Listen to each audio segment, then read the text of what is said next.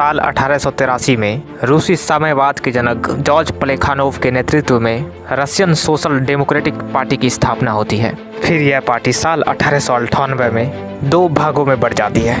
एक भाग का नाम मेंशेविक होता है, वही दूसरे भाग का नाम बोल्शेविक होता है और इसी बोल्शेविक पार्टी के नेता थे व्लादिमीर लेनिन। यह पार्टी कार्ल मार्क्स की विचारधाराओं से प्रभावित होकर अपनी एक नई विचारधारा साम्यवाद को दुनिया में प्रस्तुत करती है, जिसे इंग्लिश में कम्युनिज्म कहा जाता है। इस पार्टी का मुख्य उद्देश्य यह था कि रशिया में चले आ रहे सदियों से रोमानोव रूल को खत्म करना और जार निकोलस सेकंड को सत्ता से उखाड़ फेंकना। धीरे धीरे यह पार्टी रशिया में अपनी पकड़ मजबूत करते हैं। फिर कहानी आती है साल 1904 से 1905 के बीच, जब रशिया और जापान के बीच रूसो जापानीज वॉर स्टार्ट होता है, जिसमें रशियन एम्पायर की हार होती है और रशिया को भारी लॉस का सामना करना पड़ता है। इसके बाद रशियन इकोनॉमी की हालत बहुत खस्ता हो जाती है। रशिया में उसके बाद इन्फ्लेशन बड़ी तेजी के साथ बढ़ता है, बेरोजगारी और गरीबी भी बहुत तेजी के साथ बढ़ते हैं। उसके बाद साल 1914 में एक और बड़ी घटना घटित होती है, जब यूरोप में वर्ल्ड वॉर 1 स्टार्ट हो जाता है और रशिया भी इस वॉर में कूद पड़ता है। लेकिन रशियन इकोनॉमी की हालत पहले से ही खस्ता थी,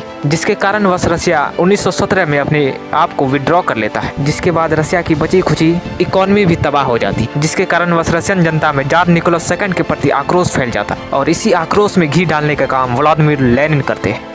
फिर व्लादिमीर लेनिन अपने कमाल के स्पीचेस के जरिए रशिया की जनता को अपनी ओर करने में कामयाब हो जाते हैं और फिर अक्टूबर साल 1917 को रशिया में एक बहुत बड़ी रिवॉल्यूशन होती है against the tsar Nicholas second के रूल के खिलाफ, जिसे हम सब लोग बोल्शेविक रिवॉल्यूशन या फिर अक्टूबर रिवॉल्यूशन के नाम से जानते हैं। जार निकोलस सेकंड की सरकार की हालत पहले से ही खस्ता होती है और वो इस रिवॉल्यूशन को दबाने में बिल्कुल नाकाम साबित होते हैं और फिर 17 जुलाई साल 1918 को जार निकोलस को फांसी दे दी जाती है और सदियों से चले आ रहे जारिस्ट सत्ता को इस रशियन रिवॉल्यूशन के जरिए समाप्त कर दिया जाता है। और फिर साल 1922 में व्लादिमीर लेनिन के नेतृत्व में रशिया और 14 सेंट्रल एशियन और यूरोपियन कंट्री को मिलाकर एक नए देश का गठन होता है, जिसकी विचारधारा कम्युनिज्म होती है, जिसे कहा जाता है union Soviet socialist Republic, short में कहूँ तो USSR, और जिसे लोग सोवियत यूनियन के नाम से जानते हैं। Thank you so much for watching, bye.